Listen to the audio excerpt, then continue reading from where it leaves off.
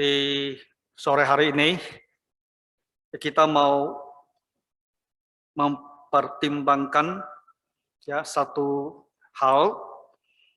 Kadang-kadang juga ditanya orang itu dalam hubungan dengan hari Paskah. Nah, Tuhan Yesus disalibkan pada hari Jumat jam 3 sore, ya. Dan sebelum jam 6 sore dia sudah dikuburkan. Dan tubuhnya ada di dalam gua kuburan tersebut. Nah, kita ketahui bahwa pada Minggu pagi dia sudah bangkit kembali. Nah, jadi selalu ada sebuah pertanyaan, yaitu ketika tubuh Tuhan Yesus terbaring di kuburan, di dalam gua kuburannya, kemana roh Tuhan Yesus? Tubuhnya kita tahu ada di dalam kuburan. Tapi roh Tuhan Yesus kemana? Dan apa yang dilakukan oleh roh Kristus ini?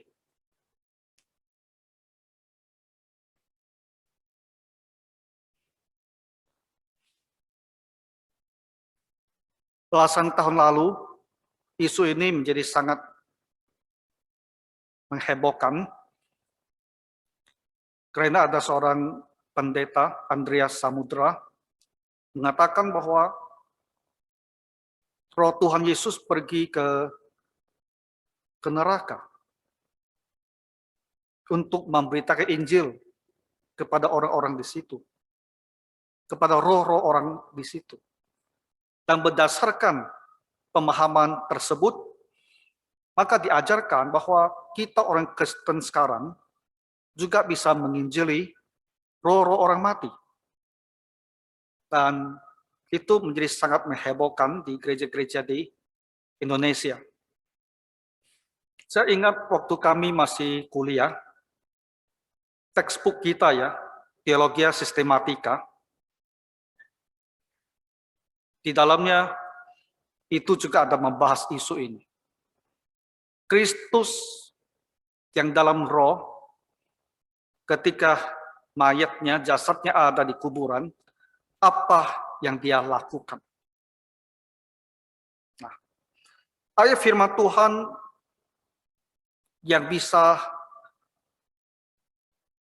yang perlu kita pelajari dari sisi negatif untuk menjelaskan hal yang tidak dia lakukan, itu ada di 1 Petrus pasal 3 ayat 18 dan 20 yang barusan kita baca. Nah, penafsiran 3 ayat itu sangat penting. Kalau ditafsirkan dengan keliru, maka kita akan berakhir dengan sebuah pengajaran bahwa Tuhan Yesus rohnya pergi ke dunia orang mati, ke neraka, dan menginjili lagi orang-orang yang ada di situ. Ya. Kemudian kita lihat juga di dalam pengakuan iman rasuli. Nah, ini adalah satu credo, satu pengakuan yang paling awal ditemukan dalam gereja. Pada masa sekarang, pengakuan iman rasuli ini, di dalamnya ada satu anak kalimat, satu frasa, turun ke dalam kerajaan maut. Dikatakan, ketika Tuhan Yesus meninggal, rohnya itu turun ke dalam kerajaan maut. Nah, kerajaan maut ini adalah sebuah istilah yang di dalam kitab suci dipakai untuk merujuk pada dunia orang mati, dunia orang yang terhukum. Ya. Mereka yang sudah terhukum, bukan orang yang percaya, orang berdosa, setelah dia meninggal, dia pergi ke sebuah tempat yang disebut kerajaan maut, yang sebelum nantinya akan dihakimi oleh Kristus. Tapi pengakuan iman rasuli di situ ada satu anak kalimat yang mengatakan dia turun ke dalam kerajaan maut, sehingga memberikan kita kesan bahwa Tuhan Yesus pada saat mayatnya ada di kuburan, dia pergi ke neraka. Ada yang bilang dia ke neraka untuk memberitakan Injil. Ada yang bilang dia ke neraka untuk mewartakan kepada roh-roh yang ada di neraka itu bahwa dia adalah Kristus yang telah menang. Nah, oleh sebab itu kita ingin melihat bagaimana sejarah munculnya istilah tersebut di dalam pengakuan iman rasuli. Dan dari situ kita akan menarik sebuah kesimpulan. Apakah pengakuan iman rasuli dalam kata-kata itu bisa menjadi pegangan bagi kita, bagi gereja pada masa sekarang ketika kita berbicara tentang keberadaan Tuhan Yesus pada saat jasadnya itu ada di dalam kuburan. Nah, jadi ini adalah dua hal yang mau kita bicarakan. Dan saya berharap setelah ini kita bisa memahami ya dengan baik pertanyaan tentang di manakah Tuhan Yesus ketika jasadnya ada di dalam kuburan. Nah, kita akan mulai terlebih dahulu membahas tentang pengakuan iman rasul ini. Tolong dihidupkan, saya akan jelaskan asal-usulnya dan perubahan yang terjadi di dalam pengakuan iman ini.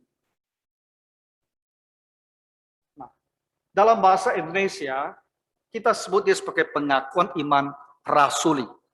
Pengakuan iman rasul-rasul. Di bahasa Inggris disebut the Apostles' Creed. Ya.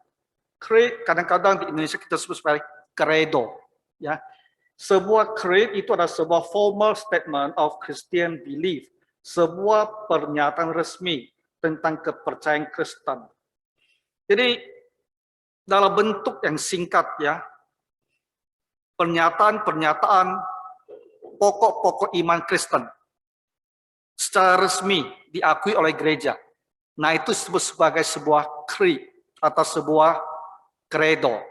Ya. Nah, jadi dalam the Apostles' Creed atau pengakuan iman rasuli ini adalah sebuah pernyataan resmi tentang kepercayaan kita.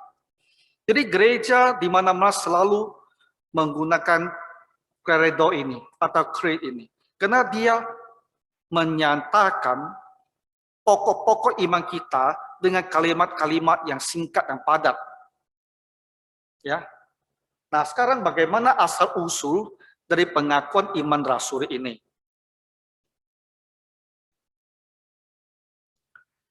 Ada sebuah buku Early Christian Doctrines ditulis oleh G.N.D. Kelly. Nah, ini seorang teolog atau akademisi dari Universitas Oxford. Ya. Setelah dia mengadakan penelitian tentang pengakuan iman rasul ini, dia mengatakan bahwa pada awalnya adalah ada sebuah credo disebut All Roman Creed. Nah, kota Roma pada awal gereja, Yerusalem itu adalah pusatnya. Ya. Kemudian orang-orang Kristen keluar dari wilayah orang Israel, dan kita menemukan di situ Antioquia, itu pusat orang Kristen ya di luar kita istilahkan Palestina pada masa sekarang. Kemudian kita lihat juga di Alexandria, yaitu juga pusat agama Kristen. Tapi kemudian yang menjadi sangat menonjol atau pusat yang lebih utama itu adalah kota Roma, Italia. Nah, jadi di kota Roma yang menjadi sangat utama di dalam kehidupan gerejawi, di dalam pekerjaan pemberitaan Injil gerejawi di abad-abad pertama ini, di kota Roma ini muncul atau disusun sebuah credo, sebuah pengakuan iman yang singkat. Dan ini sudah ada pada abad yang kedua, was in use as early as the 2nd century. Jadi menurut John Norman Davidson Kelly, di bukunya ini halaman 101 dikatakan Old Roman Creed ini sudah dipakai pada abad yang kedua. Berarti tahun 100 lebih, 100 ke atas. Ya, bisa 101, 120, 150. Itu semua adalah abad yang kedua. Nah, di abad kedua ini, Credo ini sudah ada. Jadi kita ingat ya, Rasul yang terakhir, Rasul Yohanes itu diperkirakan dari penelitian hidupnya itu sampai tahun 90-an. 90-an Masehi. Jadi hanya melewati mungkin berapa tahun atau belasan tahun atau berapa puluh tahun masuk ke abad kedua, di gereja Roma itu sudah disusun sebuah pengakuan iman yang singkat dan padat. Dulu disebut sebagai Old Roman Creed. Nah, ini adalah versi awal daripada Apostles' Creed. Apostles' Creed ini diberi nama ini setelah mereka lebih memperluas. Nah, jadi Old Roman Creed itu sangat singkat dan padat. Kemudian mereka tambah sana-sini, memperjelas, memperluas, yaitu diberi nama di Apostles' Creed yang kita sebut sebagai pengakuan iman rasuli. Nah, saya rasa sampai sini kita masih bisa ikuti dengan baik, ya. Nah, sekarang apa lagi menarik?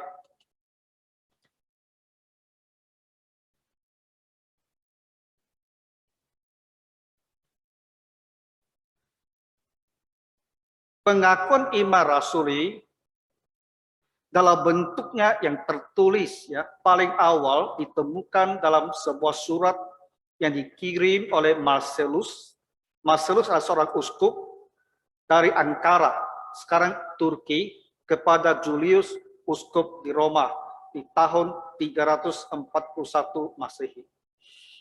Nah, urusan di awal-awal ini kita tidak mempunyai banyak informasinya.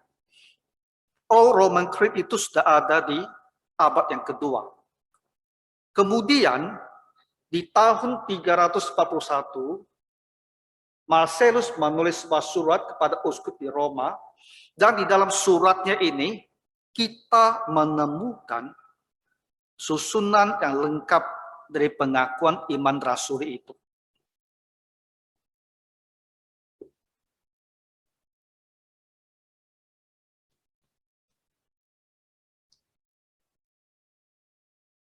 Sekitar 50 tahun setelah itu, ada seorang lagi bernama Tyrannius Rufinus. Tahun 391, dia membuat sebuah tulisan yang merupakan komentari atau penafsiran atau penjelasan tentang pengakuan iman rasuli ini. Dan buku dia disebut sebagai Commentarius in Symbolum Apostolorum. Nah, ini ada sebuah buku penafsiran tentang pengakuan iman rasuli itu. Nah, disinilah muncul sesuatu hal, karena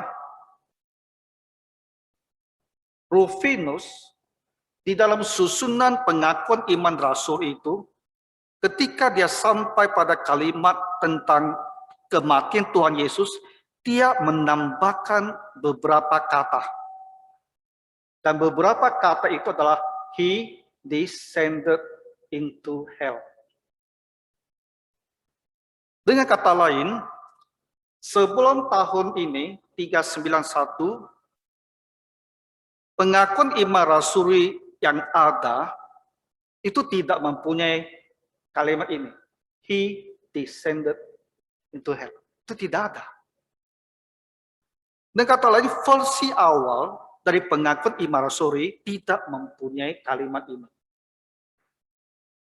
Jadi hampir 400 tahun sejak gereja berdiri, dan sejak disusun pengakuan iman rasul yang singkat ini, kalimat ini tidak ada. Hanya stop pada dia mati. Kristus mati. Dan tidak ada penjelasan tambahan bahwa he descended into hell. Tapi yang menarik adalah gini. Ketika Rufinus menambahkan kata ini, yang dia maksud dengan hell ini adalah he descended into grave. Yang dia masukkan adalah dia turun ke dalam kuburannya.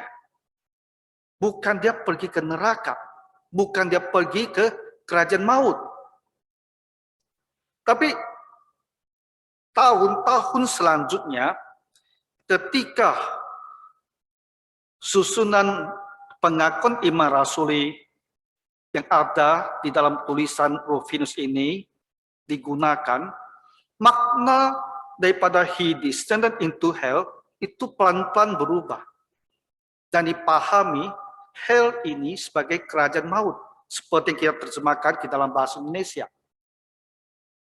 Orang merupakan makna asli daripada Rufinus. Hell dia maknai sebagai grave. Grave itu hanyalah sebuah kuburan. Dan itu kita tidak mempunyai isu. Karena dia memang ditempatkan dalam kubur. Tapi ketika orang merupakan makna yang awal ini, lalu melihat kalimat he descended into hell, sebagai arti dia turun ke neraka, turun ke dalam kerajaan maut, maka kita timbul masalah. Ketika kita menggunakan kalimat ini, dan kita bandingkan dengan ajaran seluruh Alkitab suci ini, tentang di mana Tuhan Yesus ketika jasadnya ada di kubur, pengajian jadi bertolak belakang. Oleh sebab itu, ada gereja-gereja ketika mereka membacakan pengakuan iman rasuli, sampai ke titik sini, mereka berhenti membaca. Karena mereka merasa ini benar tidak? Benar tidak? Kalau saya baca ini sebagai pengakuan iman saya. Ini sepertinya salah. Ya ada orang, mereka memilih tidak membaca. Bagian kecil itu mereka stop. Ya. Kita lanjutkan lagi. Nah. Jadi pengakuan iman dengan revisi taman itu, kita akhirnya temukan lagi dalam sebuah traktat The Singulis Libris Canonicis Scarabsus, ditulis oleh seorang biarawan bernama Priminius sekitar tahun 750 Masehi. Semenjak abad ke-8 ini dan seterusnya, he descend into hell itu tercantum di dalam pengakuan iman rasuli. Dan sampai sekarang. Nah, ini adalah sedikit sejarah asal-usul dan perkembangannya. Nah, sekarang kita lihat perbandingan pengakuan iman rasuli yang di awal dan sesudah ada tambahan. Nah, dalam bahasa Inggris ya. Jadi, the Old Roman Creed, asal mulanya, ini semua kita standar.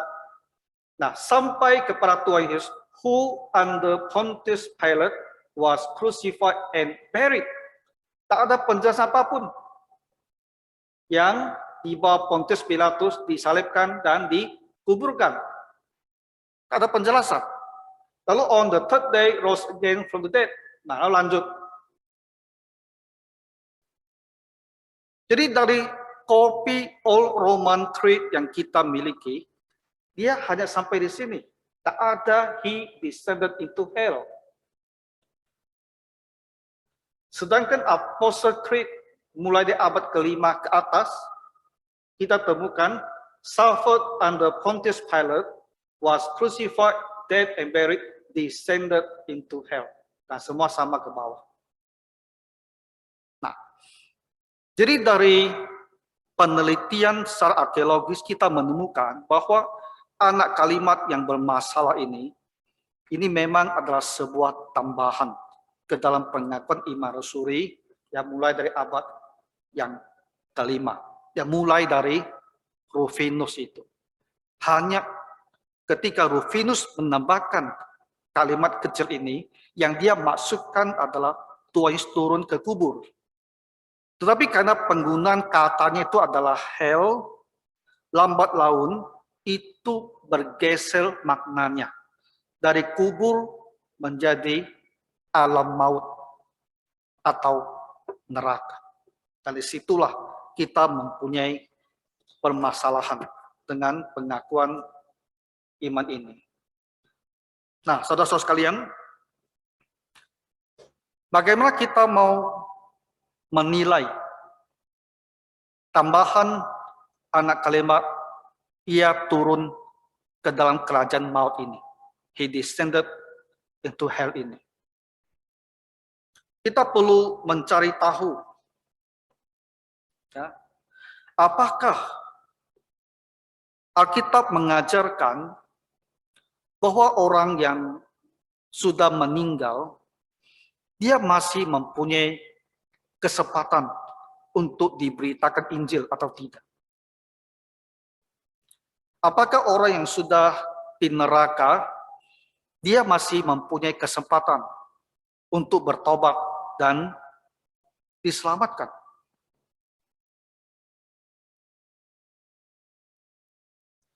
Setelah kita mengetahui bagaimana penjelasan Alkitab tentang hal ini, kita bandingkan apakah mungkin Kristus turun ke dalam kerajaan maut untuk memberitakan Injil di situ. Nah, kita melihat begini.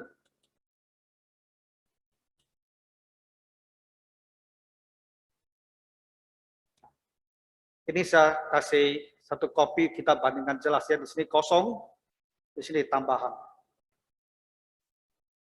Ibrani pasal 9 ayat 27 mengatakan, seperti manusia ditetapkan untuk mati hanya satu kali saja, dan sesudah itu dihakimi. Ayat ini menyatakan dengan jelas kepada kita, orang mati satu kali. Setelah itu adalah penghakiman. Tak ada lagi kesempatan dia untuk mendengarkan Injil. Jadi kalau manusia telah meninggal dunia, dia selamat atau tidak selamat, itu sudah diputuskan untuk selama-lamanya. Tidak ada lagi kesempatan yang kedua. Karena setelah mati, berikutnya adalah penghakiman. Kalau dia bukan orang percaya, dia akan masuk ke penghukuman. Kemudian dari kisah orang kaya dan Lazarus, di dalam pengajian Tuhan Yesus, kita juga mendapatkan pemahaman bahwa mereka yang sudah sampai ke tempat hukuman itu, tidak ada lagi kesempatan untuk diselamatkan. Nah, lihat ayat ini. Ya, orang itu berkata, orang kaya ini sudah di tempat hukuman, kalau demikian aku minta kepadamu Bapa supaya engkau menyuruh dia ke rumah ayahku. Sebab masih ada 5 orang saudaraku, supaya ia memperingati mereka dengan sungguh-sungguh, agar mereka jangan masuk kelak ke dalam tempat penderitaan ini. Orang ini tidak berbicara, tidak meminta untuk keselamatan dirinya. Karena dia tahu di tempat itu sudah tak ada lagi kemungkinan keselamatan bagi dia. Kalau ada, dia pasti minta. Kenapa? Karena tempat itu begitu panas, begitu menderita, sampai dia minta kalau memungkinkan. Ya, Lazarus mencucukkan jarinya ke dalam air dan kasih dia tetes air di lidah. Kalau itu bisa, dia minta. Dan dia minta itu. Jadi kalau keselamatan itu ada hal yang masih mungkin, dia pasti minta. Tapi dia tidak minta sama sekali. Kenapa? Karena tak ada lagi kemungkinan keselamatan di tempat penghukuman itu. Jadi yang terbaik yang bisa dia harapkan adalah agar saudara-saudaranya yang masih hidup jangan sampai mereka mati dan harus datang ke tempat hukuman ini. Jadi dia minta saudara-saudaranya mereka bisa ditolong untuk bisa bertobat. Jadi dari kisah ini kita menarik satu kesimpulan lagi bahwa tidak ada kesempatan lagi bagi orang yang sudah meninggal. Yang di tempat penghukuman dia tak bisa lagi diselamatkan. Dengan demikian, he descended into hell, dia turun ke dalam kerajaan maut, dalam arti ke sana untuk memberitakan Injil kepada roh-roh orang yang sudah meninggal, itu adalah ajaran yang bertentangan dengan firman Tuhan. Itu ada ajaran yang bertolak belakang dengan pengetahuan firman Tuhan. Kita tahu dengan jelas. Penginjilan hanya ada di dalam dunia ini ketika kita masih hidup. Kalau kita sudah berhenti, bernafas, sudah mati, kesempatan sudah berakhir, tidak ada. Jadi Kristus turun ke dalam kerajaan maut, itu adalah sebuah tambahan di dalam pengakuan iman rasuli yang sebetulnya tidak perlu. Rufinus menambahkan untuk memperjelas bahwa dia turun ke dalam kuburan. Tapi di akhirnya, dalam tahun-tahun abad-abad selanjutnya, itu malah dimaknai secara berbeda. Dan pemaknaan yang berbeda itu menimbulkan bentrok ya, dengan ajaran Alkitab yang jelas. Jadi seharusnya anak kalimat itu tidak ditambahkan pada masa itu. Dan tidak menimbulkan begitu banyak kesulitan bagi gereja. Ya, kalau kita lihat sejarah anak kalimat ini, itu para bapak-bapak reformasi semacam John Calvin, itu bergumul bagaimana menjelaskan dia turun ke dalam kerajaan maut. Pengakuan atau katekisasi Heidelberg, Jerman, itu juga berusaha menafsirkan apa artinya turun ke dalam kerajaan maut ini. Dan beberapa pandangan yang mereka coba kemukakan untuk memperjelas itu seperti tidak perlu kalau kalimat ini tidak ditambahkan. Ya, nah, jadi kita clear, jelas tentang pengakuan iman rasuli. Ya, pengakuan iman rasuli adalah sebuah pengakuan iman yang di abad kedua sudah ada dan dengan sangat tepat memberikan ringkasan pokok-pokok iman kita. Dan sampai sekarang gereja masih menggunakannya. Sedikit masalahnya adalah ada tambahan anak kalimat itu. Sehingga kalau kamu lihat dalam buku puji-pujian kita, di belakang itu ada pengakuan iman rasuli, anak kalimat turun ke dalam kerajaan maut itu ditulis dalam kurung. Ya, ditulis dalam kurung. Karena ini ada sebuah isu yang sampai sekarang masih dipertanyakan. Jadi gereja tetap menuliskan dia dan pengakuan imannya. Tapi banyak pertanyaan yang harus dijelaskan, harus dijawab tentang keberadaan anak kalimat itu. Jadi saya harap hari ini kita gunakan kesempatan ini dan menjelaskan. Ya, dan Bapak Ibu jemaat sekalian bisa memahaminya. Dan satu hal lagi adalah tentang ayat firman Tuhan yang kita bacakan ini. Karena ayat ini, kalau kita baca, kita bisa menangkap kesan bahwa Tuhan Yesus pergi memberitakan Injil kepada roh-roh orang mati. Ya. Di dalam roh, itu juga Yesus pergi memberitakan Injil kepada roh-roh yang di dalam penjara. Ya, di neraka disebut sebagai penjara, yaitu kepada roh-roh mereka yang dahulu pada waktu Nuh tidak taat kepada Allah. Kalau kita baca sepintas ini, apa kesan kita?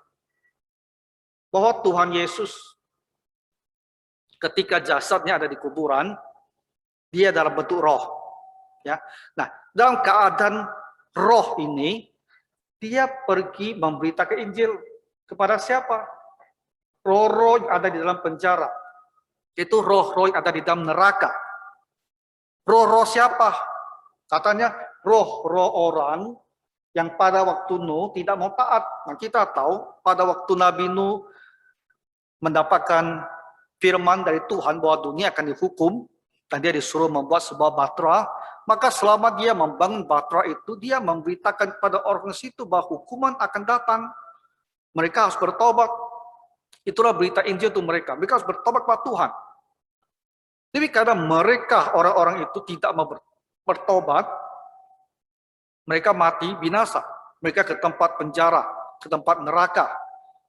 Jadi dikatakan bahwa Tuhan Yesus, Roh Tuhan Yesus pergi ke neraka dan memberitakan Injil pada orang-orang pada masa itu.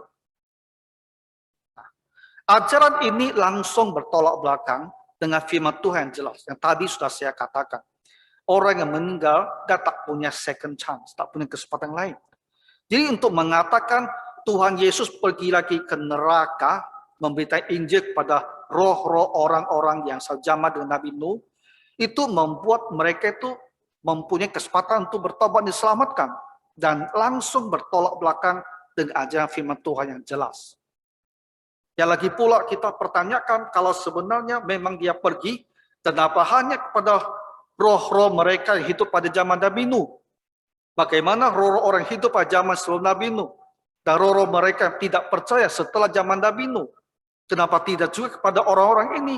Nah, jadi ini juga adalah sebuah penafsiran yang sangat-sangat sempit, ya, yang tidak mempertimbangkan bagaimana dengan orang lain dari zaman lain yang tidak percaya. Kenapa Tuhan Yesus ke neraka hanya fokus pada orang ini? Padahal banyak lagi dari abad-abad yang lain yang tidak percaya juga ada di sana. Nah, jadi menafsirkan bahwa Tuhan Yesus ketika jasadnya di dalam kubur dan rohnya pergi ke neraka untuk menginjili roh-roh orang-orang hidup pada zaman Nabi Nuh, itu ada ajaran yang tidak bisa diterima. Agustinus, Bapak Gereja di abad keempat, orang pertama, yang mengatakan bahwa yang terjadi adalah begini.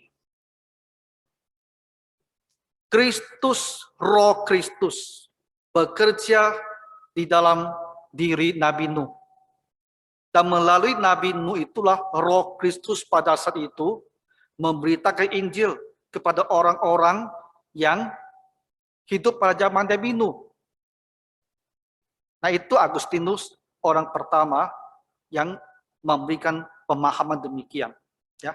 Nah, sekarang kita bagaimana kita mau mentafsirkan, menjelaskan ayat 1 Petrus ini, penafsiran yang masuk akal, yang bisa mau kita mengerti apa yang sesungguhnya terjadi. Dengan sedikit penjelasan ini, semuanya menjadi sangat jelas. Di dalam roh, Kristus pergi memberitakan Injil pada masa Nuh. Pada masa Nuh, Tuhan Yesus memberitakan Injil melalui Nabi Nuh. Rohnya bekerja dalam diri Nabi Nuh. Kepada roh-roh yang sekarang ada dalam penjara. Pada saat surat 1 Petrus ditulis, roh-roh orang ini sudah ada dalam penjara. Yaitu roh-roh mereka yang dahulu pada waktu Nabi Nuh tidak taat kepada Allah. Jadi dua penjelasan ini membuat ayat ini menjadi jelas. Maksudnya demikian.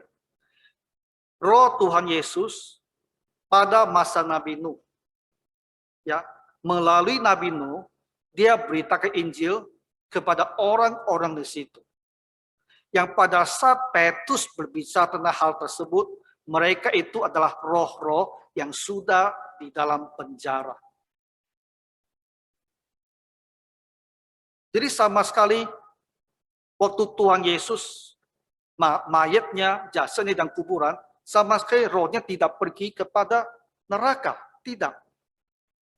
Jadi 1 Petrus ini tidak mengajarkan roh Tuhan Yesus pergi ke neraka untuk menginjili orang-orang tak percaya pada masa Nabi Nuh, tidak.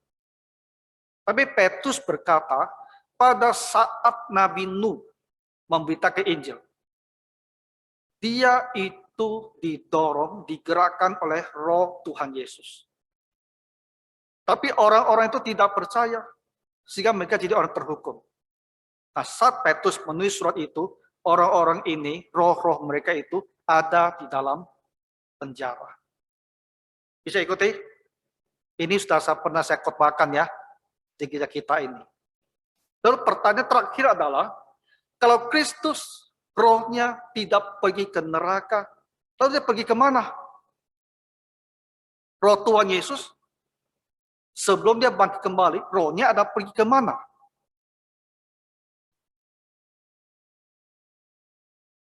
Kita masih ingat satu orang yang disalibkan bernama Tuhan bersama Tuhan Yesus. Kata Yesus padanya, aku berkata kepadamu, sesungguhnya hari ini juga engkau akan bersama-sama dengan aku di dalam Firdaus. Pada hari Jumat siang, orang disalibkan ini meminta kepada Tuhan Yesus, Tuhan ingat aku waktu kerajaan-Mu datang. Artinya dia mau ikut Tuhan Yesus. Dan Tuhan Yesus menjawab dia dengan sebuah janji. Engkau akan ada bersama-sama dengan aku di dalam Firdaus. Mereka akan mati. Orang itu akan mati. Tuhan Yesus juga akan mati. Dan Tuhan Yesus bilang, hari ini kamu akan bersama-sama dengan aku di Firdaus. Jadi ketika jasad Yesus dibersihkan, dikuburkan, rohnya itu pergi ke Firdaus. Jadi tinggal satu pertanyaan, Firdaus itu apa? Kita bersyukur, kitab suci juga memberikan penjelasan. Apa itu Firdaus? Aku tahu tentang seorang Kristen. Rasul Paulus berbicara tentang dirinya sendiri. 14 tahun yang lampau, entah di dalam tubuh, aku tidak tahu, entah di luar tubuh, aku tidak tahu.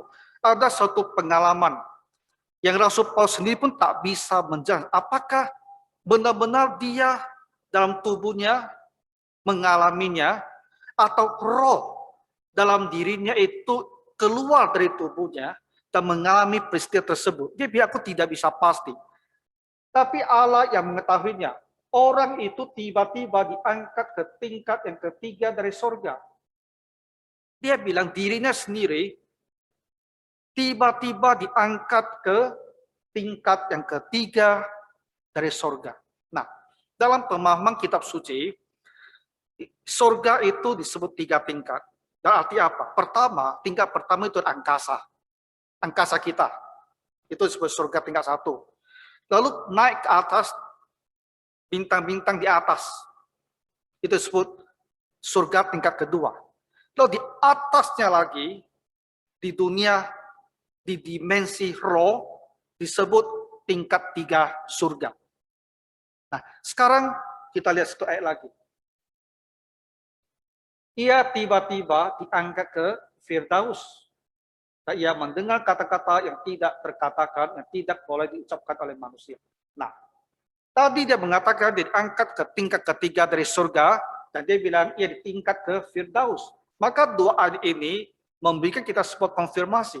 Jadi maksudkan dengan Firdaus itu adalah surga.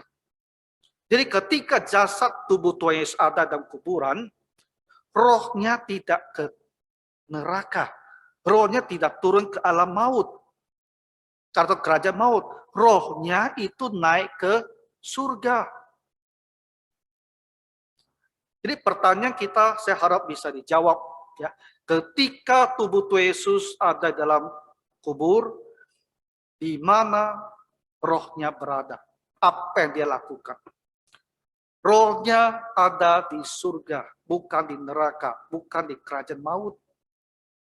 Jelas dia tidak di sana lagi memberitakan Injil, tapi dia ada di surga. Kita tidak bisa tahu dengan pasti apa yang dilakukan roh Tuhan Yesus di dalam surga. Tapi yang secara negatif, kita telah menjawab isu bahwa dia tidak ke neraka, dia tidak memberitakan Injil kepada orang-orang yang ada di neraka. Dia ada di dalam surga. Jadi pada hari kebangkitan, tubuhnya dibangkitkan kembali, dan rohnya yang ada di surga kembali bersatu dengan tubuhnya. Dan Tuhan Yesus bangkit ya sebagai seorang manusia yang sempurna dengan tubuh kebangkitan dan rohnya ada di dalam tubuh tersebut. Jadi beginilah yang kita mau bicarakan hari ini. Ya kiranya kita semua bisa memahami dengan lebih baik. Ya Tuhan memberkati. Mari kita berdoa. Tuhan Bapa di surga, kami bersyukur untuk Tuhan Yesus yang ada di dalam kerajaan surga. Bantulah kami Tuhan di saat sekarang bisa lebih tekun dalam memberitakan Injil-Mu. Karena selama manusia hidup, mereka mempunyai kesempatan untuk bertobat dan diselamatkan. Apabila mereka telah meninggal dalam ketidakpercayaan, maka tidak ada kesempatan yang berikutnya. Tuhan, tolonglah kami untuk bergiat di dalam pekerjaan pemberitaan Injil-Mu ini. Dalam nama Tuhan Yesus kami berdoa. Amin.